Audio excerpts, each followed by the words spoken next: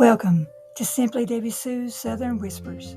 Step into a world where front porches hold secrets, faith carries folks through the hardest days, and the mountains whisper stories only the heart can hear. I invite you into tender moments, gentle humor, and the kind of Southern warmth that feels just like home. Welcome in, friends. Before we settle in for today's Southern Whisper story, I want to pause for something special. Today is World Storytelling Day, a day folks all around the world set aside to share the kind of stories that remind us who we are, where we've been, and what still matters. So pull up a chair, take a breath, and let your heart get quiet.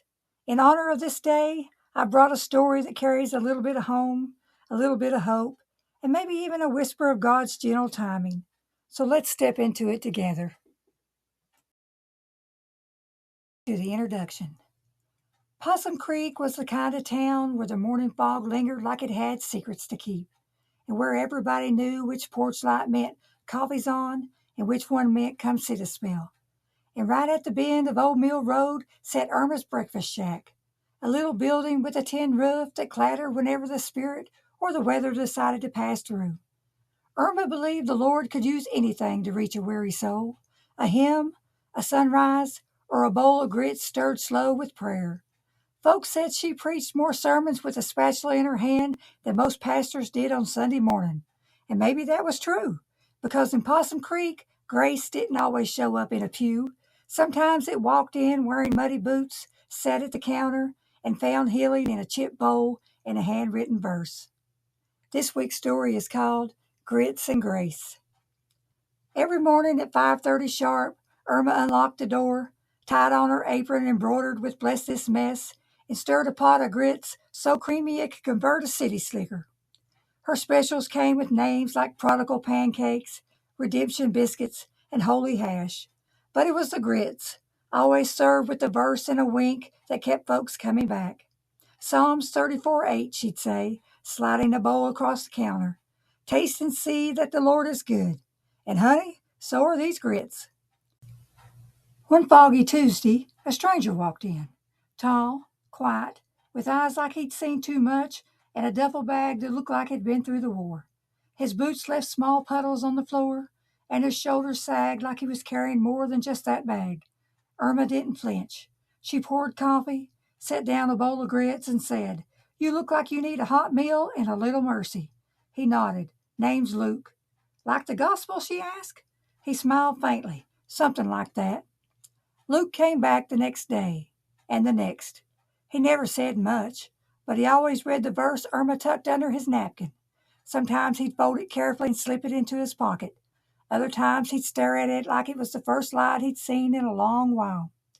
One morning she gave him Isaiah 61:3, to give unto them beauty for ashes, the oil of joy for mourning. He stared at it for a long time. "I lost someone," he said quietly. "Didn't think I'd ever feel joy again." Irma leaned on the counter. "Joy ain't loud, sugar. Sometimes it's just a whisper in the middle of your mess, like the way grits thicken when you stir 'em slow." Over the next few weeks, Luke started helping out around the shack. He fixed the wobbly stool, replaced the screen door hinge, and even chopped wood for Irma's old stove. Folks noticed the way he lingered over the scriptures she gave him, tracing the words with his thumb like they were stitching his heart back together. One chilly morning, Irma found him sitting on the back steps before sunrise, staring at the sky. "Couldn't sleep?" she asked. He shook his head. "Dreams," he murmured, "but they're not as dark as they used to be." Irma sat beside him, wrapping her shawl tighter. "Light creeps in slow sometimes, but it always finds a crack."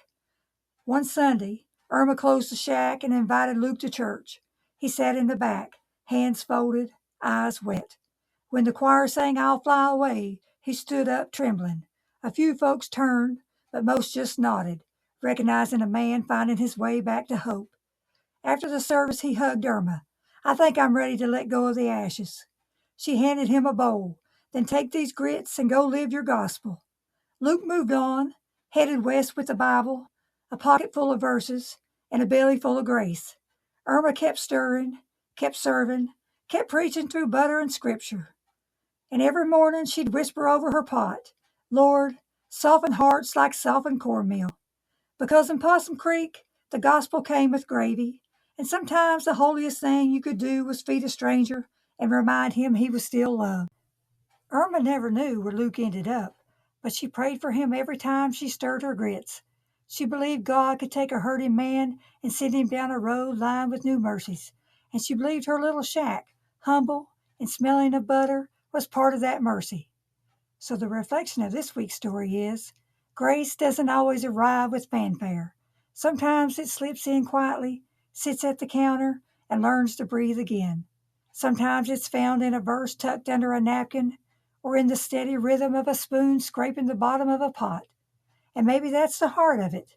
Healing begins when someone sees you, feeds you, and reminds you that you still matter. I hope you enjoyed that story this week. Come back next week for another one. May these stories that I have written wrap around you like a well-loved quilt.